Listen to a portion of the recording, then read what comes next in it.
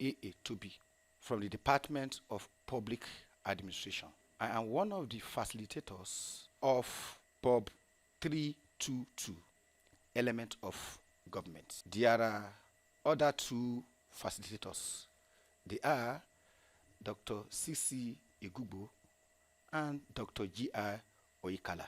Bob 322, Element of Government, is a 3-unit course. The course focuses on the subject matter of government, the organs of government, types of government, organization of government, separations of powers, the doctrine of check and balances, the presidential system of government, the parliamentary system of government, unity system of government, federal system of government, as well as confederal systems. The course also focuses on centralization and decentralization. It also touches on political parties and interest groups. PUP 322. The first session starts with the subject matter of government.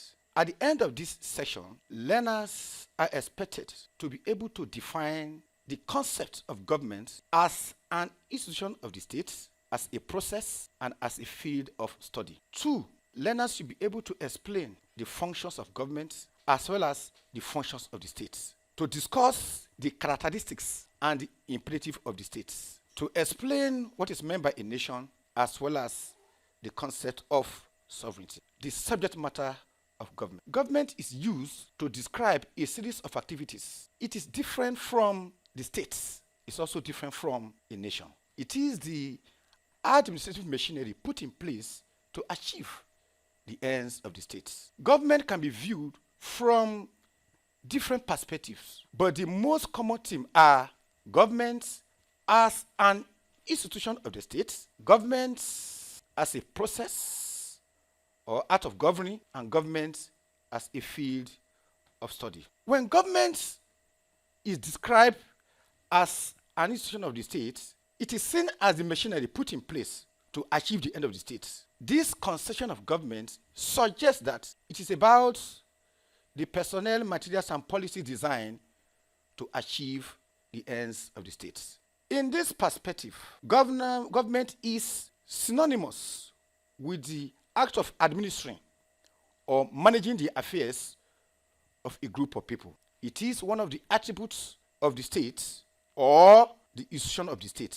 Government makes and implements laws for the maintenance of law and order in the society. Without government, society will be in a state of chaos. Government as a process or as an art of governing is seen as the activities of government. In this sense, it's seen as a body vested with the power and authority for managing the affairs of society. It does this by formulating and enforcing rules to ensure peace, order, and stability in society. And when government is seen as a field of study, it is a discipline which focuses on the affairs of the states, that is, about the public sector.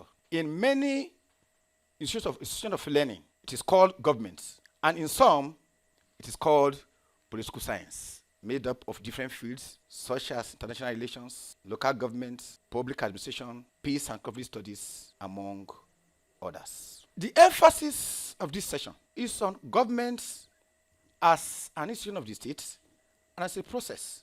And if we conceive it in this manner, government is about the exercise of political power.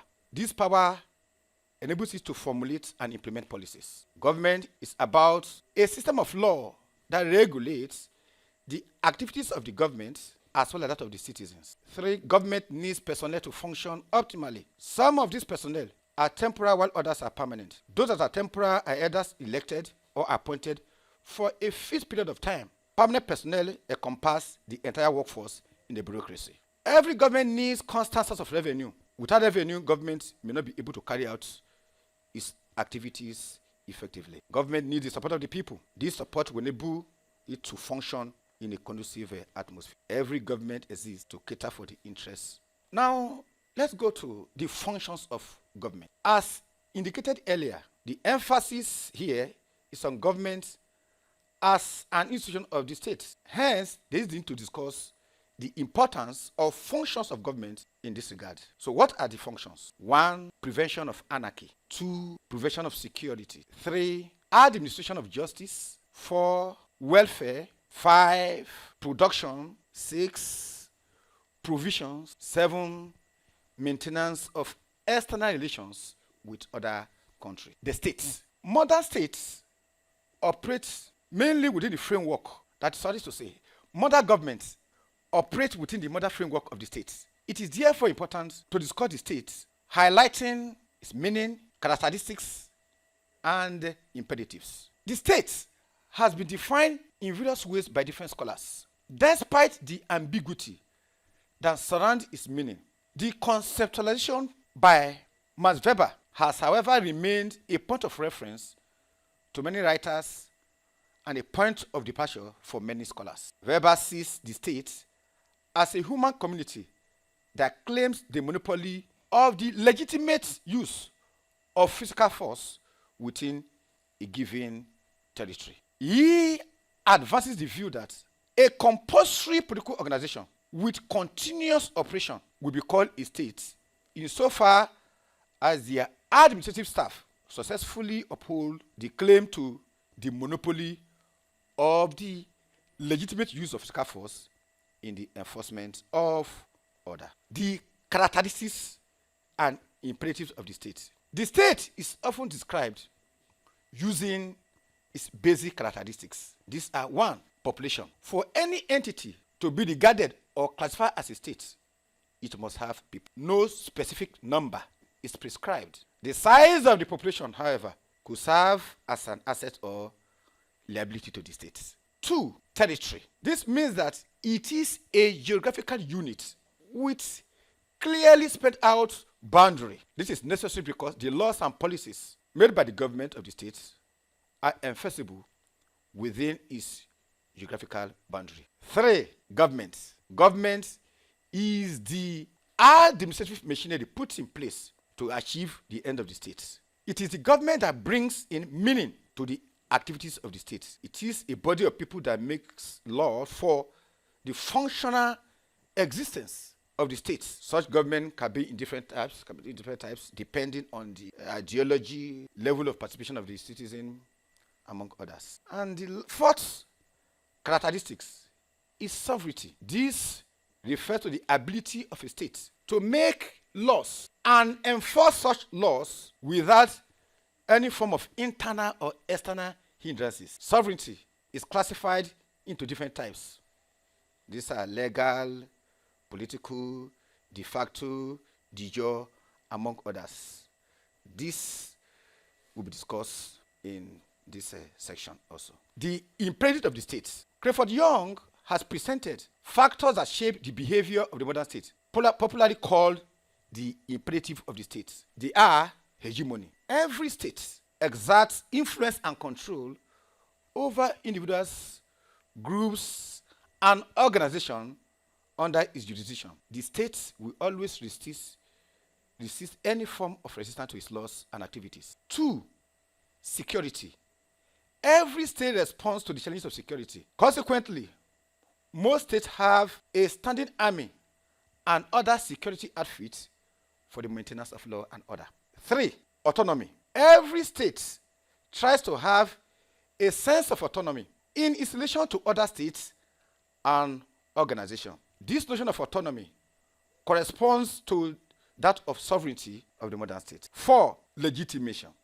Every state requires element of legitimation to exercise its authority effectively. Though the state is defined as having the monopoly of force, yet there's a limit to which force can compel obedience. Hence, the support of the people is foremost needed for the exercise of political authority. And the 5th point is that every state needs revenue to operate optimally. To achieve its objective or pursue its goals, the state needs revenue. As a matter of fact, it has been said that the primacy of the imperative of revenue is axiom of reason of the state. The nation. The word nation is used to refer to a group of people who have many things in common, and they are prepared to oppose such elements irrespective of their location. People belonging to a nation do not necessarily need to live in a common geographical entity. What is important about nationhood includes common ancestral heritage, common language, common customs and tradition, among others. The attributes of nationhood are a blood-borne relationship among members. This may be actual or derived from myth. A common cultural heritage which members are attached to, and any attack on it is usually responded with violence. A common linguistic coherence among members. A sense of attachment to the nations by members. A nation is different from a state in many ways. The people that constitute a nation need not live in a particular territory, as stated earlier. They may be spread around many countries. What is important is that blood-bound relationship. Nigeria is a state of many nations. We have the Yoruba as a nation. We have the Hausa as a nation. We have the Hausa Fulani as a nation. We have the Igbos as nations. We have the Edos as nations, etc., etc. Sovereignty. Sovereignty is also very relevant to our discussion of government. The word sovereignty is derived from the Latin words sopranos, which means supreme. So sovereignty refers to the ultimate person or group of persons in the decision-making process of a state. There are two dimensions of sovereignty. These are internal and external sovereignty. Types of sovereignty. Legal sovereignty.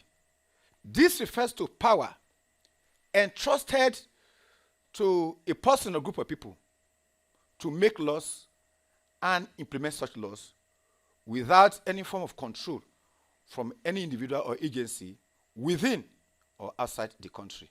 Political sovereignty refers to power vested in the people to form a government of their choice. The instruments of political sovereignty is the franchise. 3. De facto sovereignty. This refers to sovereignty acquired by force when a military government displaces an elected civilian government.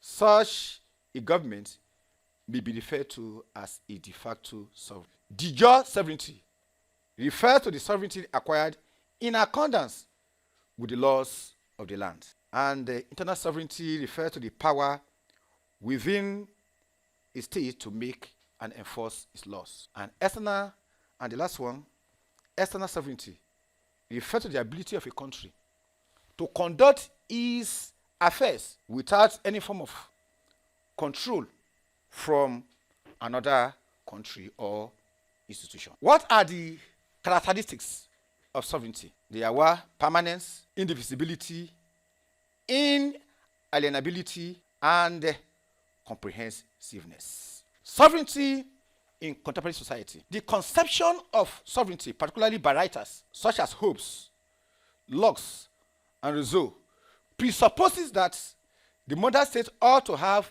absolute sovereignty and unquestionable autonomy. The Westphalian political order is, however, no longer feasible in contemporary era of what? Globalization. No states can operate in isolation without interacting with other states and other international organizations. This makes governance to escape the reach of both the developed as well as the less developed countries. This has made some people to argue that we cannot be talking about sovereignty in contemporary society. Sovereignty, however, is not undermined in contemporary society. It is rather redefined. In contemporary society, sovereignty is now pooled or bundled and complex. Thank you for listening. We'll see in the next study section. Thank you.